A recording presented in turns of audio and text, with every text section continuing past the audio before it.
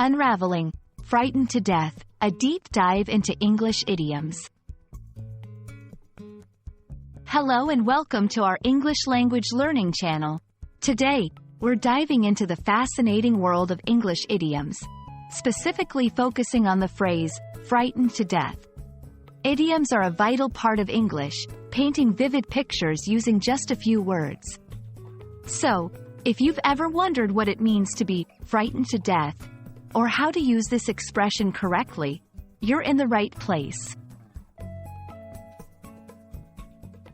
The phrase, frightened to death, is a colorful way to say that someone is extremely scared or terrified. Interestingly, it doesn't literally mean that someone is scared to the point of dying. Instead, it's an example of hyperbole, a figure of speech that involves exaggerated statements or claims not meant to be taken literally. It's used to express a high level of fear or anxiety. While the exact origin of frightened to death is not clear, it's part of a long tradition of using to death as a hyperbolic suffix in English to indicate an extreme state of emotion or condition. This expression, like many idioms, adds flavor and intensity to the language, allowing speakers to convey their feelings in a vivid and relatable way. Using frightened to death in sentences is straightforward. It's often used to describe a reaction to something very scary or alarming. For example, I was frightened to death when I heard those strange noises at night.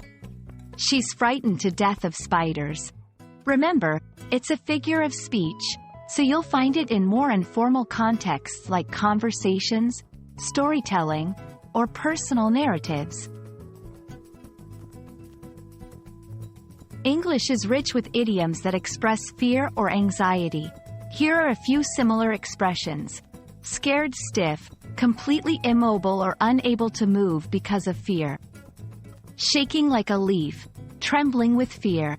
Petrified, so scared that one is unable to move or think. These expressions, like frightened to death, illustrate the beauty and creativity of English in expressing human emotions. Understanding idioms such as frightened to death not only enriches your vocabulary but also helps you grasp the nuances of English expressions. We hope this exploration into the idiom has demystified its usage and meaning for you. Remember, learning idioms is a fun and essential part of mastering English, bringing you closer to becoming a fluent speaker. Thanks for watching, and we hope you found this video helpful. See you in our next lesson.